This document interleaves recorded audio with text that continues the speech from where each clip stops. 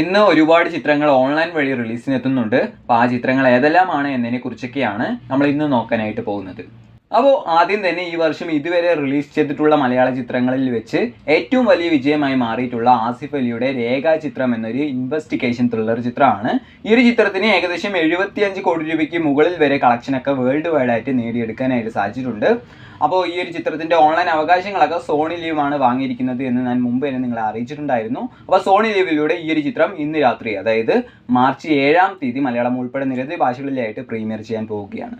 അടുത്തത് ഈ അടുത്ത് റിലീസ് ചെയ്തിട്ടുണ്ടായിരുന്ന കുടുംബസ്ഥൻ എന്നൊരു തമിഴ് ചിത്രമാണ്. ഈ ഒരു ചിത്രത്തിന്റെ ഓൺലൈൻ അവകാശങ്ങളൊക്കെ വാങ്ങിയിരിക്കുന്നത് സി5 ആണ്. അപ്പോൾ സി5ലൂടെ ഈ ഒരു ചിത്രവും മാർച്ച് 7-ാം തീയതി തന്നെ, അതായത് ഇന്ന് രാത്രിയോട് കൂടി തന്നെ മലയാളം ഉൾപ്പെടെ നിരവധി ഭാഷകളിലായിട്ട് പ്രീമിയർ ചെയ്യാൻ പോവുകയാണ് എന്ന് ഇപ്പോൾ അവർ ഒഫീഷ്യലായിട്ട് തന്നെ കൺഫേം ചെയ്തിട്ടുണ്ട്. അപ്പോൾ നമ്മുടെ ലിസ്റ്റിലെ മൂന്നാമത്തെ ചിത്രം സായി പല്ലവിയൊക്കെ പ്രധാന വേഷം കൈകാര്യം ചെയ്തുകൊണ്ട് ഈ അടുത്ത് വന്നിട്ടുണ്ടായിരുന്ന തണ്ടൽ എന്നൊരു തെലുങ്ക് ചിത്രമാണ്.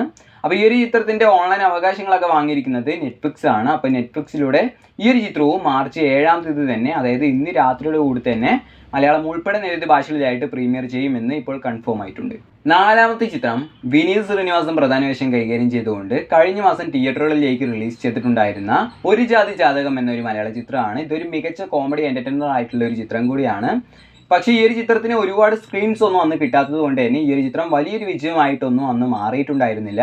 എന്നാൽ ഈ ഒരു ചിത്രത്തിൻ്റെ ഓൺലൈൻ അവകാശങ്ങളൊക്കെ മനോരമ മാക്സ്, ആമസോൺ പ്രൈം എന്നീ ഓൺലൈൻ പ്ലാറ്റ്ഫോമുകളൊക്കെയാണ് വാങ്ങിയിരിക്കുന്നത് എന്ന് ഇപ്പോൾ കൺഫേം ആയിട്ടുണ്ട്.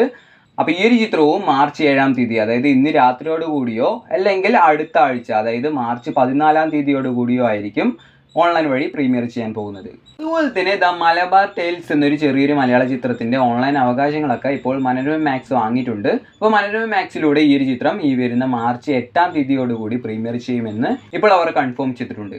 അടുത്തത് മമ്മൂക്കയൊക്കെ പ്രധാന വേഷം കൈകാര്യം ചെയ്തുകൊണ്ട് ഏകദേശം ഒരു വർഷം മുമ്പ് തിയേറ്ററുകളിലേക്ക് റിലീസ് ചെയ്തിട്ടുണ്ടായിരുന്ന ഏജന്റ് എന്നൊരു തെലുങ്ക് ചിത്രമാണ്. ഈ ഒരു ചിത്രത്തിന് അന്ന് വളരെ മോശമായിട്ടുള്ള റിപ്പോർട്ടുകളൊക്കെ ആയിരുന്നു കിട്ടിയിട്ടുണ്ടായിരുന്നത്. അപ്പോൾ ഈ ഒരു ചിത്രത്തിൻ്റെ ഓൺലൈൻ റിലീസൊക്കെ ഇതിനു മുമ്പ് ഒരുപാട് തവണ മാറ്റി വെച്ചിട്ടുണ്ടായിരുന്നതാണ്.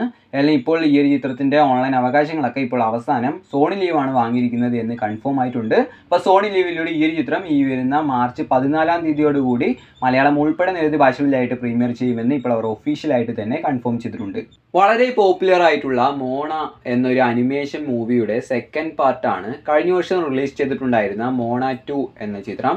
അപ്പോൾ ഈ ഒരു ചിത്രം ജിയോ ഹോട്ട്സ്റ്റാർ എന്നൊരു പുതിയൊരു ഓൺലൈൻ പ്ലാറ്റ്ഫോമിലൂടെ ഈ വരുന്ന മാർച്ച് 12-ാം തീയതി മുതൽ മലയാളം ഉൾപ്പെടെ നിരവധി ഭാഷകളിലായിട്ട് പ്രീമിയർ ചെയ്യാൻ പോവുകയാണ് എന്ന് ഇപ്പോൾ കൺഫേം ആയിട്ടുണ്ട്. നമ്മുടെ ലിസ്റ്റിലെ 7-ാമത്തെ ചിത്രം ബേസിൽ ജോസഫ്, സൗബിൻ സാഹിർ എന്നിവയൊക്കെ പ്രധാന വേഷങ്ങൾ കൈകാര്യം ചെയ്തുകൊണ്ട് കഴിഞ്ഞ മാസം തിയേറ്ററുകളിലേക്ക് റിലീസ് ചെയ്തിട്ടുണ്ടായിരുന്ന പ്രാവിൻകൂടി ഷാപ്പ് എന്ന മലയാള ചിത്രമാണ്. ഈ ഒരു ചിത്രത്തിന് അന്നൊരു ആവറേജ് അഭിപ്രായങ്ങളൊക്കെ ആയിരുന്നു തിയേറ്ററുകളിൽ നിന്ന് കിട്ടിയിട്ടുണ്ടായിരുന്നത്. അതുകൊണ്ട് തന്നെ ഈ ഒരു ചിത്രം അന്ന് തിയേറ്ററുകളിൽ നിന്ന് വലിയൊരു സംഭവമായിട്ടൊന്നും മാറിയിട്ടുണ്ടായിരുന്നില്ല. അല്ലെങ്കിൽ ഈ ഒരു ചിത്രത്തിൻ്റെ ഓൺലൈൻ അവകാശങ്ങളൊക്കെ സോണി ലീവാണ് വാങ്ങിയിരിക്കുന്നത് എന്ന് ഇപ്പോൾ ഏകദേശം കൺഫേം ആയിട്ടുണ്ട്. അപ്പോൾ സോണി ലീവിലൂടെ ഈ ഒരു ചിത്രം ഈ വരുന്ന ഏപ്രിൽ മാസം ഫസ്റ്റ് വീക്കുകളിലായിട്ട് തന്നെ പ്രീമിയർ ചെയ്യുന്നതായിരിക്കും. അടുത്തത് മമ്മൂക്കയുടെ ജനുവരിയിൽ റിലീസ് ചെയ്തിട്ടുണ്ടായിരുന്ന Dominic and the ladies purse എന്നൊരു ഇൻവെസ്റ്റിഗേഷൻ ത്രില്ലർ ചിത്രമാണ്.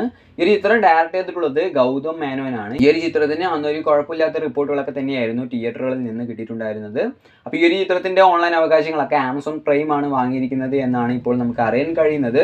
അപ്പോൾ അങ്ങനെയാണെന്നുണ്ടെങ്കിൽ ഈ അടുത്ത ആഴ്ചകളിലായിട്ട് തന്നെ ആമസോൺ പ്രൈമിലൂടെ ഈ ഒരു ചിത്രം സർപ്രൈസിംഗ് ആയിട്ട് പ്രീമിയർ ചെയ്യുന്നതായിരിക്കും. അപ്പോൾ നമ്മുടെ ലിസ്റ്റിലെ അവസാന ചിത്രം ഇപ്പോൾ ഏറ്റവും അധികം പേർ ഓൺലൈൻ റിലീസിനായിട്ട് കാത്തിരിക്കുന്ന പൊന്മാൻ എന്നൊരു മലയാള ചിത്രമാണ്. ഈ ഒരു ചിത്രത്തിൽ നമ്മുടെ ബേസിൽ ജോസഫാണ് പ്രധാന വേഷമൊക്കെ കൈകാര്യം ചെയ്തിട്ടുള്ളത്. അതുകൊണ്ട് തന്നെ ബേസിൽ ജോസഫിൻ്റെ സ്ഥിരം ചിത്രങ്ങളെ പോലെ തന്നെ ഈ ഒരു ചിത്രത്തിന് ഗംഭീരമായിട്ടുള്ള അഭിപ്രായങ്ങളൊക്കെ ആയിരുന്നു അന്ന് കിട്ടിയിട്ടുണ്ടായിരുന്നത്. അപ്പോൾ ഈ ഒരു ചിത്രത്തിൻ്റെയും ഓൺലൈൻ അവകാശങ്ങളൊക്കെ ആമസോൺ പ്രൈം തന്നെയാണ് വാങ്ങിയിരിക്കുന്നത് എന്നാണ് ഇപ്പോൾ നമുക്ക് അറിയാൻ കഴിയുന്നത്. അല്ലെങ്കിൽ ഈ ഒരു ചിത്രത്തിൻ്റെ ഓൺലൈൻ റിലീസൊക്കെ ഈ മാസം തന്നെ, അതായത് മാർച്ച് മാസം അവസാന ആഴ്ചകളിലായിട്ട് തന്നെ ഉണ്ടാവും. അപ്പോൾ നമുക്ക് നോക്കാം.